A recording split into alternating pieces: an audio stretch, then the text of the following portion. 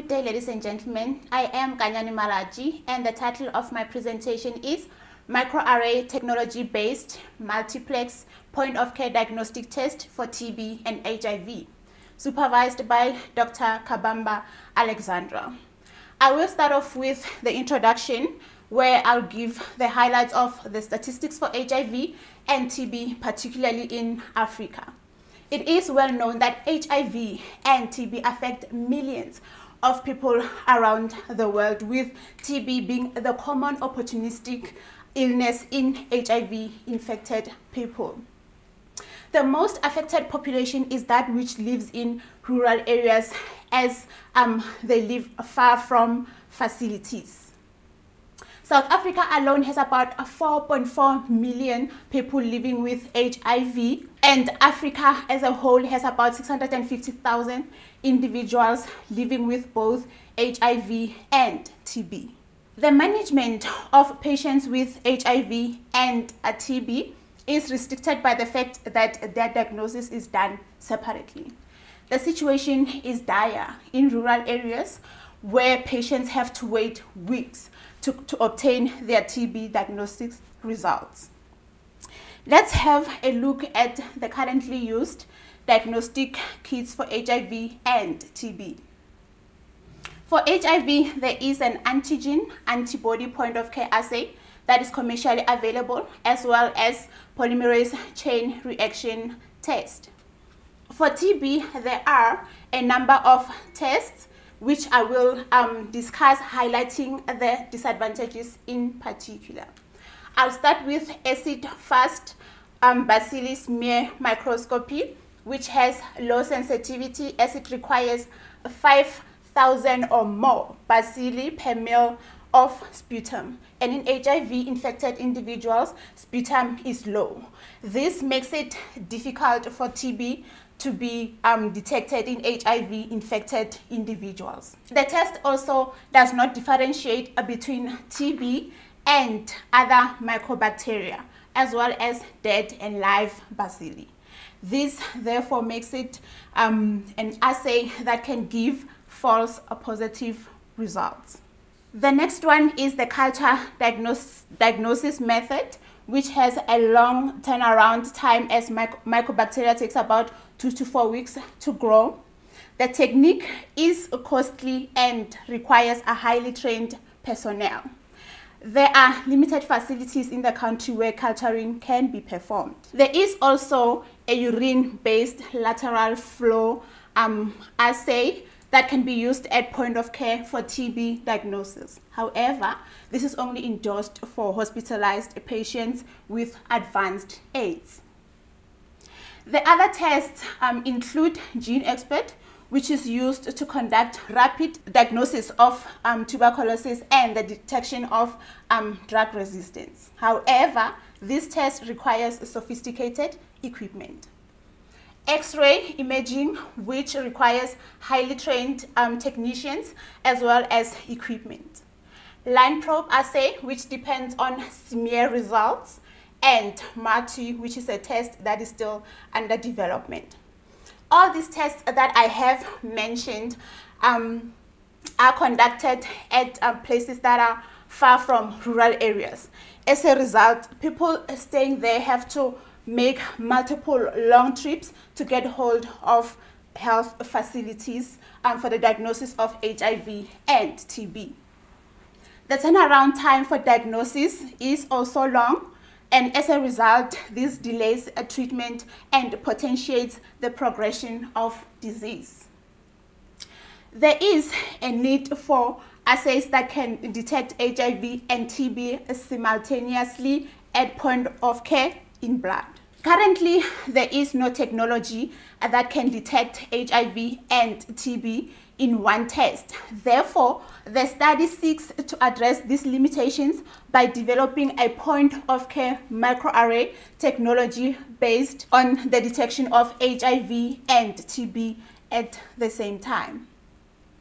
The assay will involve the detection of antibodies against HIV-P24, as well as antibodies against Mycobacterium tuberculosis, antigens namely ESET6, CFP10, APA, PSTS1 that are together markers of Mycobacterium tuberculosis. Some of the advantages of a point-of-care multiplex microarray technology involve the fact that the technique is fast, inexpensive, and does not require laboratory infrastructure. The turnaround time is fairly short, as HIV and TB results can be obtained at the same time. This exposes patients to treatment immediately. The assay is also suitable for use in resource-limited and remote settings. The assay will be complemented by the development of an inexpensive battery-powered portable fluorescence reader for detection of antibodies against HIV and TB at point of care. This slide here shows the head-to-head comparison between the technology, our technology, and the existing ones. I have already mentioned some of the disadvantages for the current TB diagnosis test, as well as the advantages of our technology. However, I will highlight again that our technology is different from the currently used ones because it detects HIV and TB at the same time at a point of care in blood. This is an overview of the process that's going to take place when we do the testing. It involves HIV and TB antigens immobilized on a glass slide, followed by the incubation of blood that's drawn from patients, and where HIV and TB antibodies will be expected to attach to their respective antigens. This will then be followed by the addition of fluorescently labeled secondary antibodies, and fluorescence will be detected by the portable fluorescence microscope that I mentioned in the previous slides. This is some of the preliminary data that we have where we determined the interaction between the antibodies with the Mycobacterium tuberculosis antigens, CFP10 and ESET6, as well as HIV-1 P24 antigen.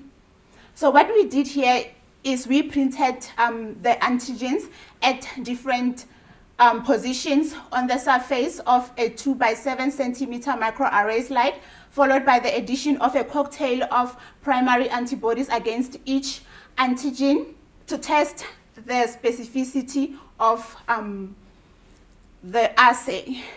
So if you look at the results that we obtained, you can see that we got detection for all the antigens, with the blank spot being the negative control that did not have an antigen.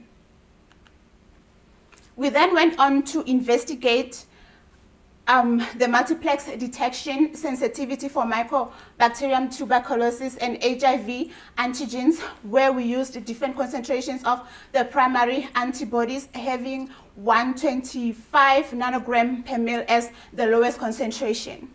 From the results, we could see that detection was visible from all tested concentrations, including the lowest tested concentration.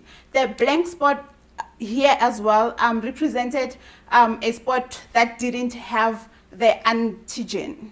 So this experiment was done the same way as the previous slide, except this time we tested two concentrations of the primary antibodies, and we used a citation 3 imaging reader instead of a fluorescence microscope.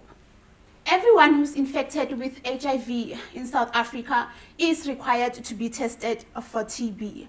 Therefore, the assay will be beneficial in society, particularly for people living in rural areas, as they will have HIV and TB diagnosis results at the same time.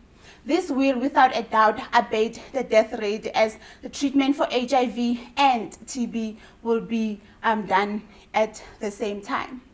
The benefits also include the fact that individuals of all ages can be diagnosed with HIV and TB using the multiplex assay. In conclusion, there is no assay for the detection of HIV and TB simultaneously. The product we are developing is unique in that it detects not just TB, but HIV in one diagnostic test. This reduces the turnaround time from weeks or more to 2 hours in resource-limited and remote areas. Infected individuals will receive treatment quicker and hence reduce the death rate. The multiplex point-of-care assay will contribute to reducing the burden of disease through the early diagnosis and treatment in the country, thus improving the lives of South Africans living in rural areas. Thank you for listening to my presentation, and I will take questions.